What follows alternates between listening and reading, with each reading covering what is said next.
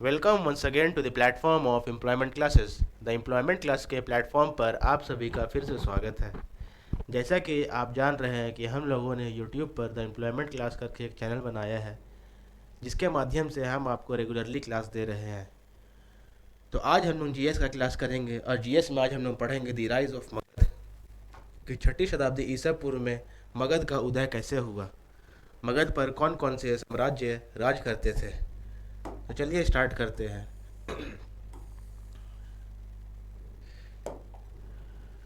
Why was Magadha so strong and which way dynasties ruled from Magad? Magadh इतना मजबूत क्यों था और किस किस राजवंश ने मगध पर शासन किया। आज हम लोग पढ़ेंगे यह टॉपिक के बारे में कि मगध इतना मजबूत क्यों था और मगध पर कौन कौन से राजवंशों ने राज किया। तो मगध पर राज करने वाले जो वंश हैं वो इस प्रकार है। सबसे पहले आएंगे हर्यक वंश, सेकंड में आएंगे शिशुनाग वंश, थर्ड में आएंगे नंदा वंश, फोर्थ में आएंगे मौर्यन वंश। हर्यक वंश के संस्थापक बिंबिसार है।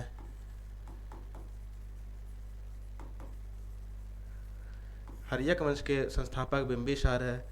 शिशुनाग वंश के शिशुनाग है।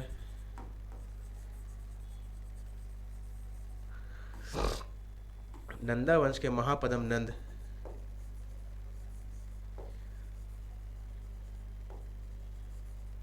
और मौर्य वंश के चंद्रगुप्त मौर्य।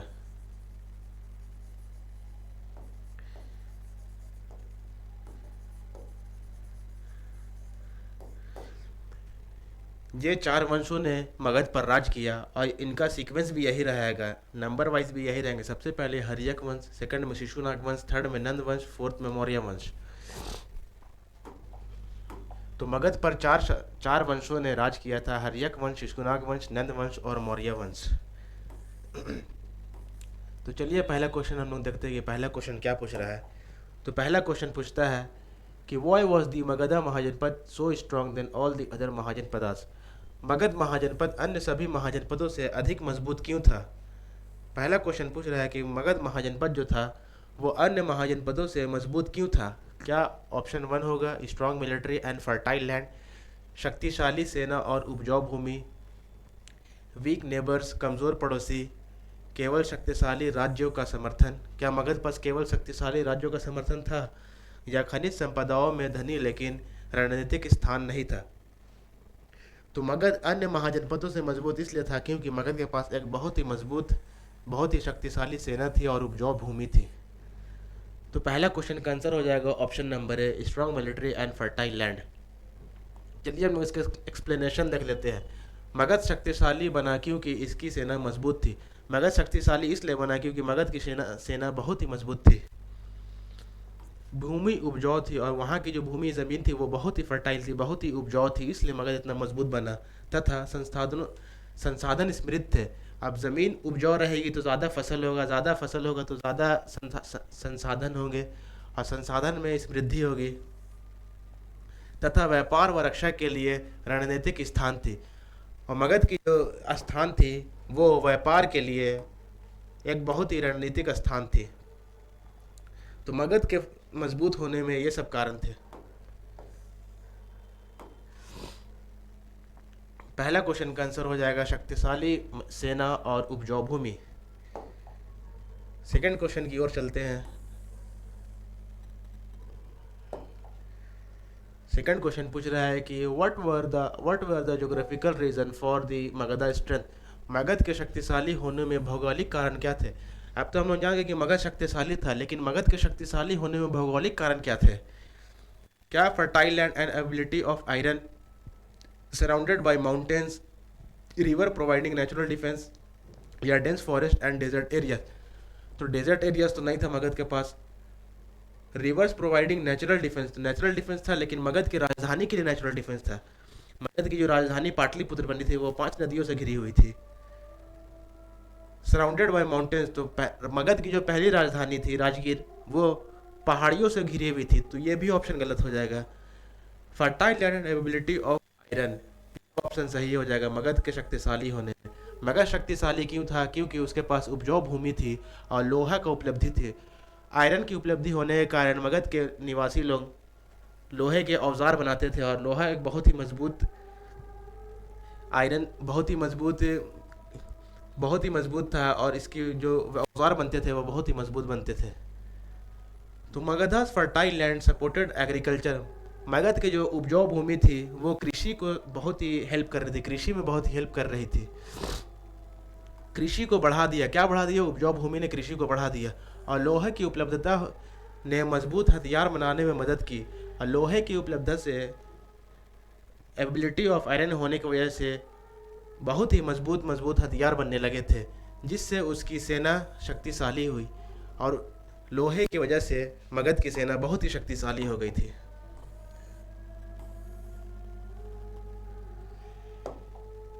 नेक्स्ट क्वेश्चन की ओर चलते हैं कि what was the reason for the rise of Magadha empire, Magadh साम्राज्य के उदय का कारण क्या था? मगध इतना स्ट्रांग शासन कैसे बना पाया? क्या उनके पास स्ट्रांग रूलर्स एंड एडमिनिस्ट्रेशन था? वीकनेस ऑफ नेबरिंग किंगडम था? क्या fertile land and strategic location था? कि उपयुक्त सभी? तो इस क्वेश्चन का आंसर हो जाएगा D, all of the above. Magadh के पास बहुत ही मजबूत शासक थे, जैसे बिंबिसार, उदयन, उदयभद्र, और उनका प्रशासन बहुत ही अच्छा था। पड़ोसी राज्यों की कमजोरी, पड़ोसी राज्य भी उनके कमज़ोर थे मगध के, और मगध के पास उपजाऊ भूमि और रणनीतिक स्थान थे। इन सब कारणों से मगध का राइज हुआ था। मगध एक बहुत ही मजबूत महाजनपद के रूप में उभरा था। मगध साम्राज्य का उदय मजबूत शासकों जैसे बिंबिसार, अजातशत्रु के वजह से हुआ। कुशल प्रशासन, उनका प्रशासन बहुत ही अच्छा था। कृषि के लिए उपजाऊ भूमि और एग्रीकल्चर के लिए फर्टाइल लैंड थे, और व्यापार और रक्षा के लिए रणनीतिक स्थान थे, और पड़ोसी राज्यों की कमजोरी के कारण हुआ था। तो मगध का जो उदय हुआ था इन सब कारणों की वजह से हुआ था। नेक्स्ट क्वेश्चन पूछता है कि how many Capitals did Magadha have and which ruler established them, Magadh की कितनी राजधानियां थी और किस शासकों ने कौन सी राजधानी को स्थापित किया? तो मगध की दो राजधानी थी, एक राजगीर थी और एक पाटलिपुत्र थी। Two capitals Rajgir and Pataliputra established by Bimbisara and Ajatashatru. One capital, तो ये ऑप्शन ऐसे ही गलत हो गया, एक कैपिटल नहीं था। थ्री कैपिटल्स, तीन कैपिटल भी नहीं था। Two capital Vaishali and Pataliputra established by Ajatashatru, तो अजातशत्रु दो कैपिटल को स्टैब्लिश नहीं करते, तो ये ऑप्शन भी गलत हो गया। तो इस क्वेश्चन का आंसर हो जाएगा option number A. Option number A इसका आंसर हो जाएगा, two capitals Rajgir and Pataliputra. और राजगीर को कैपिटल बनाया था बिंबिसार ने, और पाटलिपुत्र को कैपिटल बनाया था अजातशत्रु ने। मगध साम्राज्य की प्रारंभिक राजधानी राजगीर थी, पहली राजधानी राजगीर थी जिसे बिंबिसार ने स्थापित किया था। तो मगध की पहली राजधानी राजगीर थी जिसे बिंबिसार ने स्थापित किया था। बाद में अजातशत्रु ने राजधानी को पाटलिपुत्र में स्थापित कर दिया, और बाद में अजातशत्रु ने राजगीर को हटाकर पाटलिपुत्र को स्थापित कर दिया, ताकि रक्षा और रणनीतिक लाभ की सुनिश्चितता हो सके। अब कैपिटल इसलिए चेंज करता है क्योंकि रक्षा को देखते हुए और रणनीतिक स्थानों को देखते हुए कैपिटल चेंज किया जाता है। सबसे पहले राजधानी राजगीर बिंबिसार ने स्थापित की, दूसरी राजधानी पाटलिपुत्र अजातशत्रु ने स्थापित की। Which was the first dynasty to rule over Magadh, पहला वंश जो मगध पर शासन करता है कौन सा था? तो मगध पर चार वंशों ने शासक किया। सबसे पहले हर्यक वंश, सेकंड में शिशुनाग वंश, थर्ड में नंद वंश, फोर्थ में मौर्य वंश। तो ये क्वेश्चन पूछ रहा है कि पहला डायनेस्टी कौन था, पहला वंश कौन था? तो इसका आंसर हो जाएगा हर्यंका डायनेस्टी, हर्यक वंश। हर्यक वंश मगध पर शासन करने वाला पहला वंश था। मगध पर शासन करने वाला पहला वंश हर्यक वंश था। इसकी स्थापना बिंबिसार ने की, जो प्राचीन मगध के सबसे प्रमुख शासकों में से एक माने जाते हैं। तो हर्यक वंश की संस्थापक कौन है? तो हर्यक वंश के संस्थापक बिंबिसार है, और पहला वंश जो मगध पर शासन करता है वो होता है हर्यक वंश। मगध पर कुल चार वंशों ने शासन किया। सबसे पहला शासन हर्यक वंश ने किया था। अब क्वेश्चन पूछ रहा है कि which king was contemporary of both Gautam Buddha and Mahavir Jain, कौन सा राजा गौतम बुद्ध और महावीर जैन के दोनों के समकालीन था? तो कौन सा राजा था जो दोनों के समकालीन था, महावीर जैन के भी और गौतम बुद्ध? क्या वो चंद्रगुप्त मौर्य था, क्या वो बिंबिसार था, क्या वो अजातशत्रु था, या क्या वो अशोका था? तो गौतम बुद्ध और महावीर जैन के समकालीन जो था वो था बिंबिसार। और बाद में बिंबिसार ने बौद्ध धर्म को अपना भी लिया था। तो बिंबिसार हर्यक वंश के शासक गौतम बुद्ध और महावीर जैन दोनों के समकालीन थे। बिंबिसार हर्यक वंश का शासक रहता है जो कि गौतम बुद्ध और महावीर जैन दोनों के समकालीन होते हैं। वे जैन धर्म और बौद्ध धर्म के दोनों के समर्थक थे। जैन धर्म और बौद्ध धर्म दोनों के समर्थक थे, लेकिन बाद में वो बौद्ध धर्म को अपना लेते हैं बिंबिसार।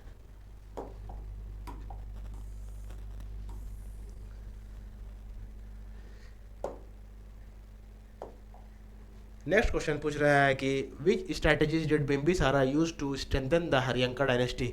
बिंबिसार ने कौन कौन सी कूटनीतियों से हरियक वंश को मजबूत बनाया। तो बिंबिसार कौन कौन सा कूटनीतियों को अपना के बिंबिसार कौन कौन सी कूटनीतियों को अपना के हरियक वंश को एक मजबूत शासन के रूप में बनाता है। क्या वो मैट्रिमोनियल अलाइंसेस करता है, वैवाहिक गठबंधन करता है, कॉन्क्वेस्ट एंड डिप्लोमेसी, विजय और कूटनीतियाँ, एफिशिएंट एडमिनिस्ट्रेशन, कुशल प्रशासन, या उपयुक्त सभी, ऑल ऑफ दी अबव। तो बिंबिसार ने इन तीनों कूटनीतियों को अपनाया था, तो इसका answer all of the above हो जाएगा।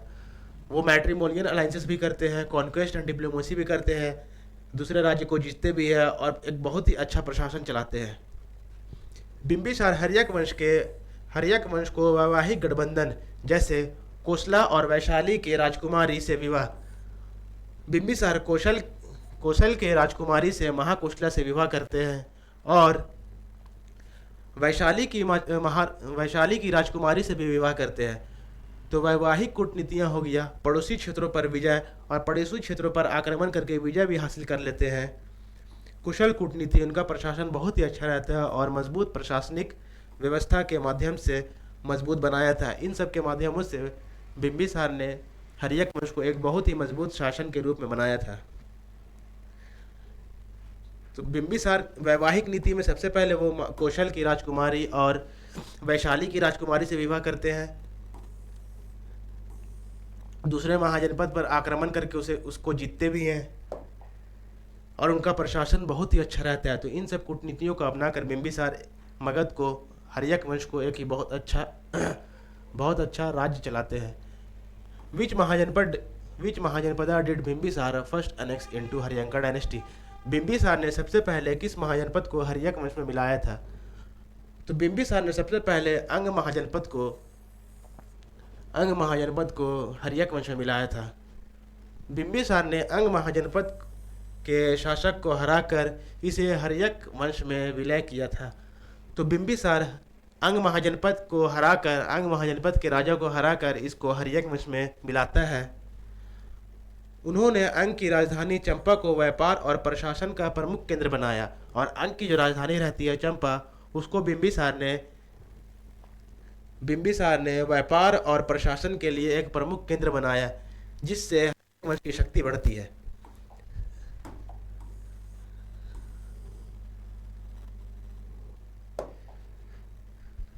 नेक्स्ट क्वेश्चन पूछ रहा है कि who was the son of Bimbisara. Bimbisara का बेटा कौन था और वो राजा कैसे बनता है। बिंबिसार का पुत्र कौन था और वो राजा कैसे बनता है। तो बिंबिसार का पुत्र होता है अजातशत्रु और वो राजा ऐसे बनता है कि वो बिंबिसार को मार के गद्दी को हथिया लेता है। तो इसका आंसर हो जाएगा ऑप्शन नंबर ए। बिंबिसार का बेटा का नाम होता है अजातशत्रु और he killed his father to become the king. उसने राजा बनने के लिए अपने पिता को हत्या कर दी। हर्यक वंश का एक और नाम रहता है पितृहंता वंश।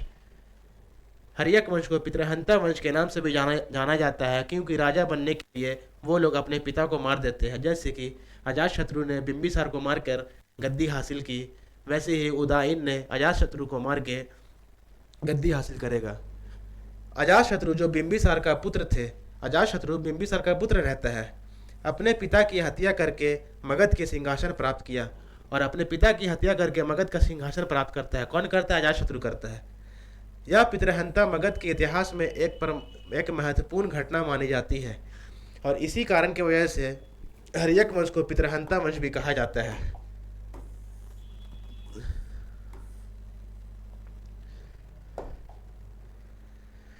नेक्स्ट क्वेश्चन पूछ रहा है कि did Ajatashatru kill his father. क्या अजातशत्रु ने अपने पिता बिंबिसार की हत्या की? तभी तुरंत हम लोगों ने पढ़ा कि अजातशत्रु अपने पिता की हत्या करके गद्दी पर बैठता है, तो इसका आंसर हो जाएगा हाँ, अजातशत्रु ने अपने पिता की हत्या की थी। इसका आंसर हो जाएगा ऑप्शन नंबर ए। अब हत्या क्यों करता है? क्योंकि उसे सिंहासन चाहिए था, इसलिए करता है। ऐतिहासिक विवरणों के अनुसार अजातशत्रु बिंबिसार को सिंहासन प्राप्त करने के लिए हत्या करता है। अजातशत्रु जो बिंबिसार का हत्या करता है उसको क्योंकि उसे सिंहासन चाहिए। यह घटना मगध के इतिहास के महत्वपूर्ण क्षणों में से एक मानी जाती है और यह घटना मगध के इतिहास में एक बहुत ही इम्पोर्टेंट रोल प्ले करती है, एक बहुत ही इम्पोर्टेंट घटना मानी जाती है।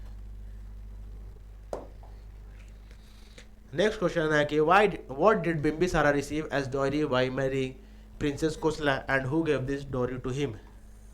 तो क्वेश्चन पूछ रहा है कि बिंबिसार को महाकोसला के साथ विवाह करने पर दहेज के रूप में क्या मिला था। तो बिंबिसार ने मैट्रिमोनियल अलायंस जो करता है उसमें वो महाकोसला के साथ विवाह करता है।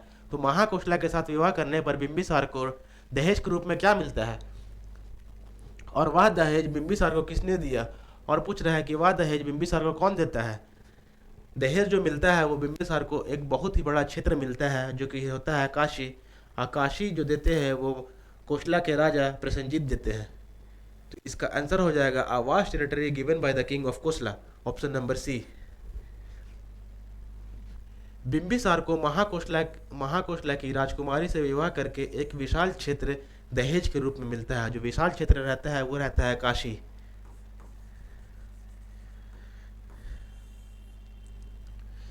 यह दहेज कोसल के राजा पेसे नदी ने दिया। पेसे नदी का एक और नाम रहता है प्रसेनजीत। तो कंफ्यूज मत होइएगा, वहां पर प्रसेनजीत भी रह सकता है, पेसे नदी भी रह सकता है, दोनों एक ही आदमी का नाम है। इसको अच्छे से लिख देते हैं ऊपर में।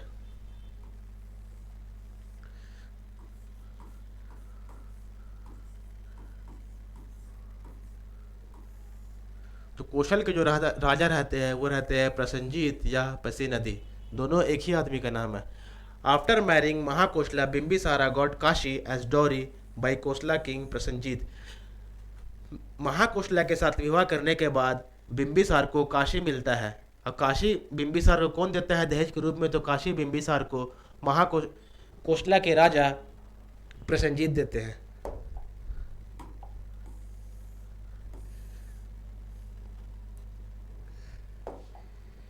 नेक्स्ट क्वेश्चन की ओर बढ़ते हैं कि which king United Vajji with Magadha. किस राजा ने वज्जी को मगध में मिलाया? तो वज्जी को मगध में मिलाने वाला जो राजा था वो था अजातशत्रु।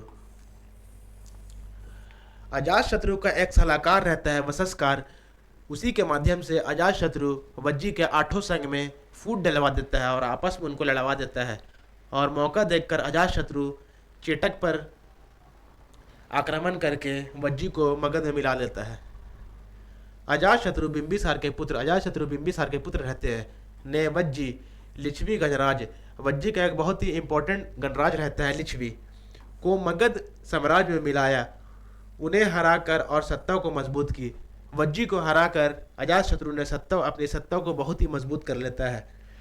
अजातशत्रु ने अपने सलाहकार वसस्कार की मदद से वज्जी के 8 संघ में फूट डलवा देता है।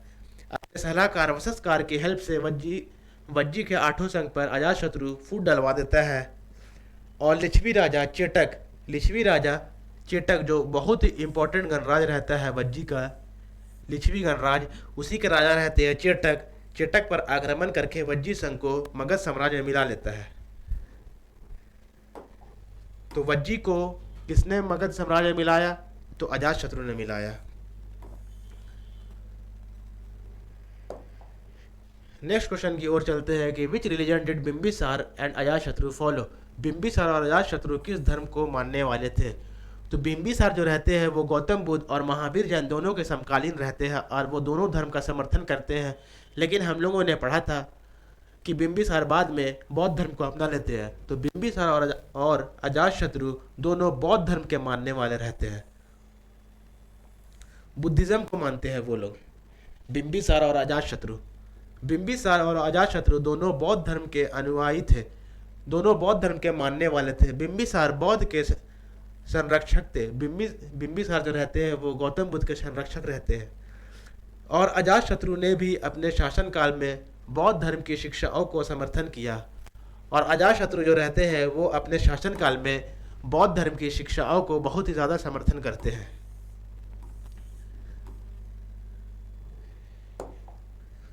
नेक्स्ट क्वेश्चन पूछ रहा है कि who ordered the killing of Ajatashatru, Ajatashatru की हत्या किसने करवाई। जैसा कि हम जान रहे हैं कि हर्यक वंश को पितृहंता वंश कहते हैं, तो अजातशत्रु की हत्या करने का ऑर्डर उसके बेटे ही ने करते हैं, बेटे ने ही किया था। तो अजातशत्रु के बेटा का क्या नाम रहता है, तो अजातशत्रु के बेटा का नाम उदाइन रहता है। उदाइन या उदयभद्र दोनों अजातशत्रु के बेटा का ही नाम है, उदाइन या उदयभद्र। तो इस क्वेश्चन का आंसर हो जाएगा option number A, his son Udayabhadra. Ajatashatru की हत्या उसके बेटे उदयभद्र ने की थी, जिसने सिंहासन प्राप्त करने के लिए उसके पिता के खिलाफ साजिश की। और सिंहासन प्राप्त करने के लिए उदाइन या उदयभद्र ने अपने पिता अजातशत्रु की हत्या करवाता है। तो इसलिए हर्यक वंश को पितृहंता वंश कहते हैं, क्योंकि बिंबिसार की हत्या अजातशत्रु ने की। किस लिए की, सिंहासन प्राप्त करने के लिए। और अजातशत्रु की हत्या उदाइन या उदयभद्र करता है, क्यों करता है, सिंहासन प्राप्त करने के लिए। तो इस कारण की वजह से इस वंश को पितृहंता वंश भी कहते हैं। नेक्स्ट क्वेश्चन है कि what was the name of the son of Ajatashatru, Ajatashatru के बेटा का क्या नाम था। बहुत ही इजी क्वेश्चन है, अभी तुरंत हम लोगों ने डिस्कस किया कि अजातशत्रु का बेटा का नाम उदयभद्र रहता है। तो इसका answer direct option number A, Udayabhadra हो जाएगा। अजातशत्रु के बेटा का नाम उदयभद्र था। उन्होंने अजातशत्रु की मृत्यु के बाद मगध के शासन को संभाला था। अजातशत्रु का बेटा का नाम उदयभद्र रहता है और अजातशत्रु की मृत्यु के बाद सिंहासन को उदयभद्र संभालता है। और अजातशत्रु की मृत्यु उसके बेटे ने ही करवाया था, जो कि उदयभद्र था। उदयभद्र निकनेम वाज उदाइन, उदयभद्र का एक और नाम रहता है Udayin, and he was the follower of Jain religion. ये एक बहुत ही इंपॉर्टेंट पॉइंट है। क्वेश्चन आता है कि उदयभद्र या उदाइन किस धर्म का मानने वाला था। तो उदयभद्र या उदाइन जैन धर्म का मानने वाला था। और बिंबिसार और अजातशत्रु अगर क्वेश्चन में आएगा तो वो बौद्ध धर्म के मानने वाले होंगे। उन्होंने अपनी राजधानी राजगीर से बदलकर पाटलिपुत्र कर दी, जो गंगा और सोन नदी के संगम पर स्थित थी। और उदयभद्र कैपिटल को हटाकर, राजगीर से कैपिटल को हटाकर पाटलिपुत्र बना देता है। और पाटलिपुत्र जो कि गंगा और सोन नदी के संगम पर रहती है। तो क्वेश्चन अगर पूछेगा आपसे कि सबसे पहले राजधानी राजगीर से हटाकर पाटलिपुत्र किसने बनाई, तो इसका आंसर हो जाएगा उदयभद्र या उदाइन। दो इंपॉर्टेंट क्वेश्चन है इसमें कि कौन सा धर्म का मानने वाला था, तो जैन रिलीजन का मानने वाला था। एक ये हो गया, और एक राजधानी हो गया कि राजधानी राजगीर से बदलकर पाटलिपुत्र बना दी। और एक और क्वेश्चन हो सकता है कि पाटलिपुत्र किन दो नदियों के संगम पर है, तो गंगा और सोन नदी के संगम पर है। इस क्वेश्चन से 3 क्वेश्चन बन रहा है।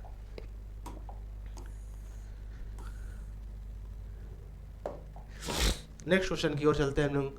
Which king was ruling during the first Buddhist council, पहला बौद्ध संगति के समय कौन सा राजा राज कर रहा था। क्या वो बिंबिसार थे, क्या वो अजातशत्रु थे, क्या वो अशोका थे, क्या वो उदाइन थे। तो बिंबिसार तो नहीं होगा, क्योंकि पहला बौद्ध संगति गौतम बुद्ध के दुनिया से जाने के बाद होती है। तो इसका आंसर हो जाएगा अजातशत्रु। अजातशत्रु के कार्यकाल में ही पहली बौद्ध संगति होती है। और पहली बौद्ध संगति कब होती है, तो पहली बौद्ध संगति 483 बीसी में होती है। ये डेट भी इंपॉर्टेंट रखिएगा। ये क्वेश्चन ये पूछा जा सकता है कि पहली बौद्ध संगति कब होती है, तो first Buddha council was held in 483 BC. पहली बौद्ध संगति राजा अजातशत्रु के शासनकाल में हुई। पहली बौद्ध संगति जो होती है वो राजा अजातशत्रु के शासनकाल में होती है, या गौतम बुद्ध के मृत्यु के तुरंत बाद आयोजित की जाती है। गौतम बुद्ध के मृत्यु के बाद तुरंत आयोजित की जाती है, क्योंकि गौतम बुद्ध जब जिंदा थे तो उस टाइम राजा बिंबिसार थे। और इसका उद्देश्य उनके उपदेशों को संकलित करना और संरक्षित करना था। तो पहला बौद्ध संगति क्यों होता है, पहला बौद्ध संगति इसलिए होता है क्योंकि जो गौतम बुद्ध उपदेश देते थे उनको संकलित और संरक्षित करना था। ये उसका उद्देश्य था, पहली बौद्ध संगति का उद्देश्य था। तो पहली बौद्ध संगति के समय जो राजा थे वो रहते हैं अजातशत्रु, और पहली बौद्ध संगति कब होती है? तो पहली बौद्ध संगति 483 बीसी में होती है। नेक्स्ट क्वेश्चन पूछता है कि who was the first king of Shishunaga dynasty? Shishunaga वंश का पहला राजा कौन था? तो हम जानते हैं कि यह दूसरा वंश होता है जो मगध पर राज्य करता है। सबसे पहला हर्यक वंश, सेकंड में होता है शिशुनाग वंश। तो क्वेश्चन पूछ रहा है कि शिशुनाग वंश का पहला राजा कौन था? क्या वो शिशुनाग था? क्या वो महापद्म नंद था? क्या वो बिंबिसार था? क्या वो अजातशत्रु था? तो शिशुनाग इसका होगा आंसर, क्योंकि महापद्म नंद नंद वंश के संस्थापक है और बिंबिसार और अजातशत्रु दोनों हर्यक वंश के हैं।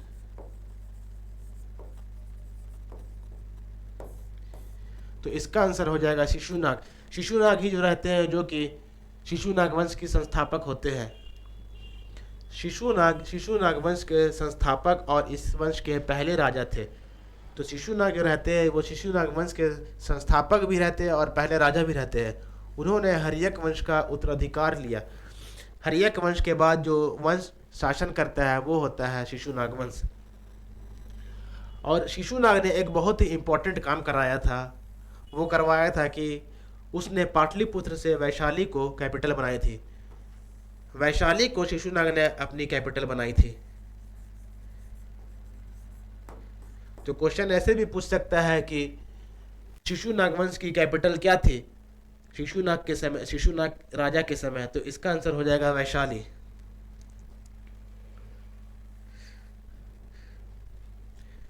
तो मगध की 3 राजधानी अब तक हम लोग देख चुके हैं। सबसे पहला राजगीर जो बिंबिसार बनाता है, दूसरा पाटलिपुत्र जो अजातशत्रु बनाता है, तीसरा वैशाली जो कि शिशुनाग बनाता है।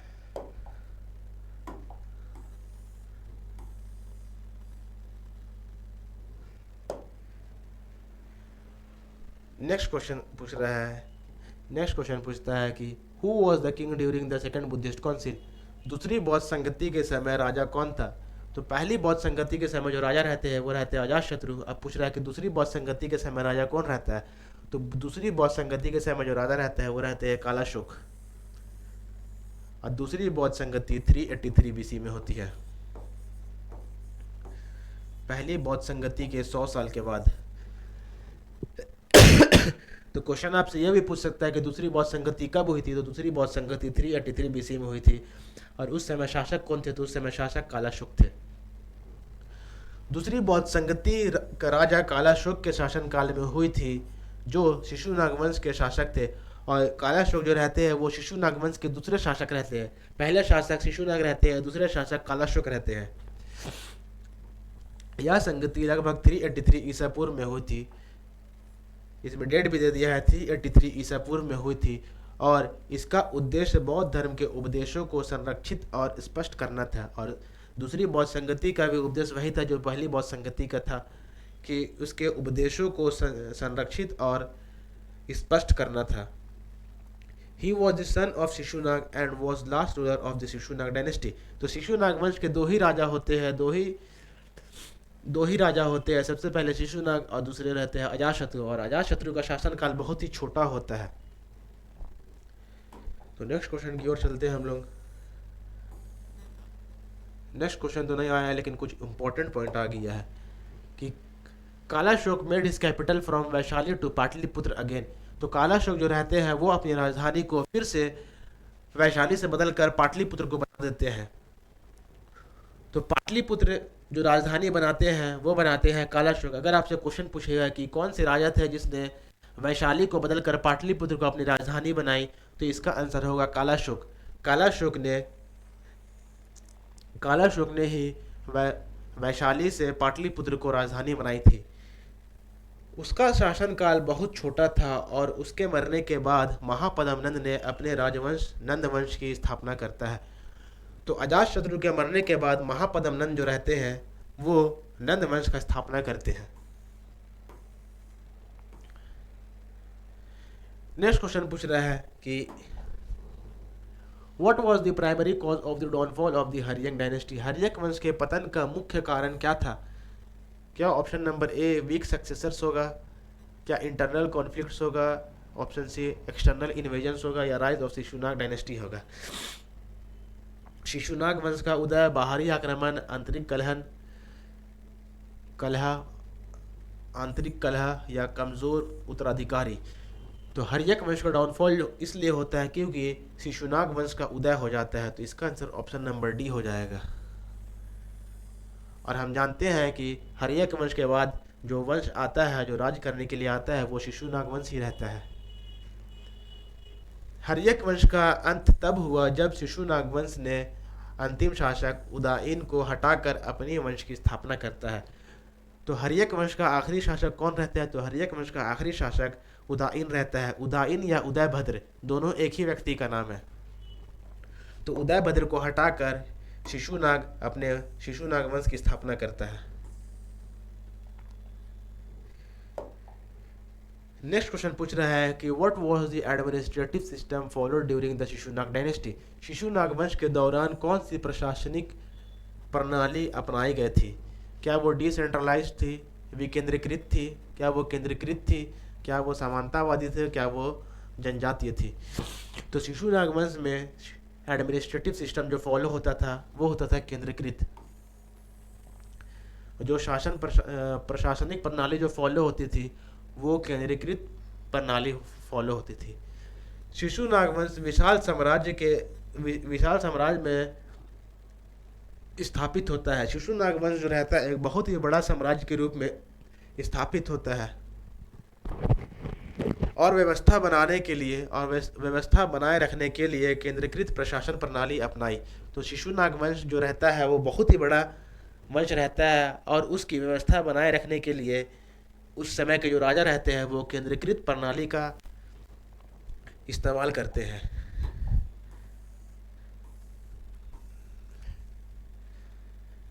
नेक्स्ट क्वेश्चन है कि which fort was constructed by Ajatashatru.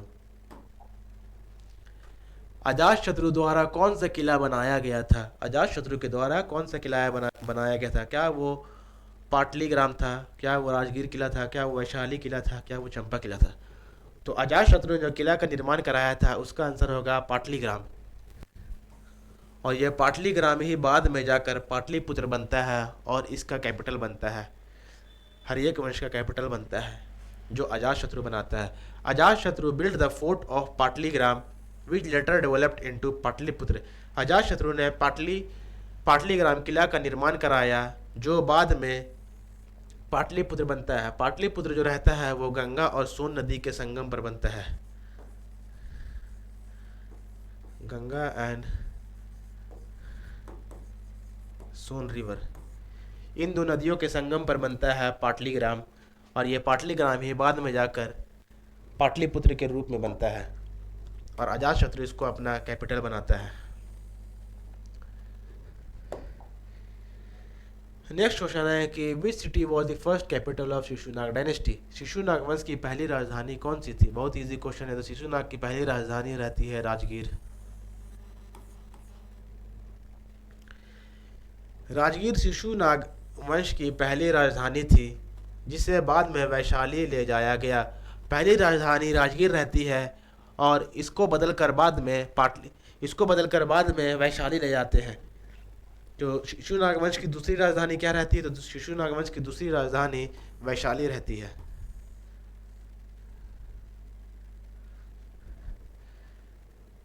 Next question है कि which Buddhist council was held during Kalashoka reign. Kalashoka के शासनकाल में कौन सी बौद्ध संगति हुई? ये क्वेश्चन फिर से पूछा गया है तो इसका आंसर हो जाएगा दूसरी बौद्ध संगति। पहली बौद्ध संगति अजातशत्रु के शासनकाल में हुई थी और दूसरी बौद्ध संगति कालाशोक के शासनकाल में हुई। दूसरी बौद्ध संगति वैशाली में कालाशोक के शासनकाल में आयोजित की गई थी। तो इससे एक और क्वेश्चन यहाँ पर उत्पन्न होता है कि दूसरी बौद्ध संगति जो हुई थी वो कहाँ हुई थी? तो दूसरी बौद्ध संगति जो हुई थी वो वैशाली ही में हुई थी। और उस समय राजा कौन थे? तो उस समय राजा कालाशोक थे। नेक्स्ट क्वेश्चन है कि which dynasty succeeded the Shishunaga dynasty. Shishunaga वंश के बाद किस वंश ने शासन किया? क्या वो हर्यक वंश होगा, क्या वो नंद वंश होगा, क्या वो मौर्य होगा, क्या वो गुप्ता होगा? तो हर्यक वंश तो पहला वंश था। फर्स्ट डायनेस्टी, हर्यक वंश पहला डायनेस्टी था। दूसरा डायनेस्टी होता है शिशुनाग, सेकंड डायनेस्टी रहता है यह।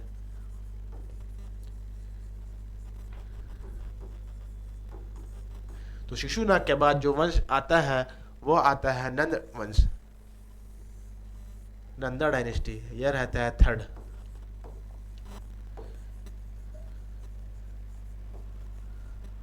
और नंद वंश के बाद जो आता है वो आता है मौर्य वंश, ये होता है फोर्थ।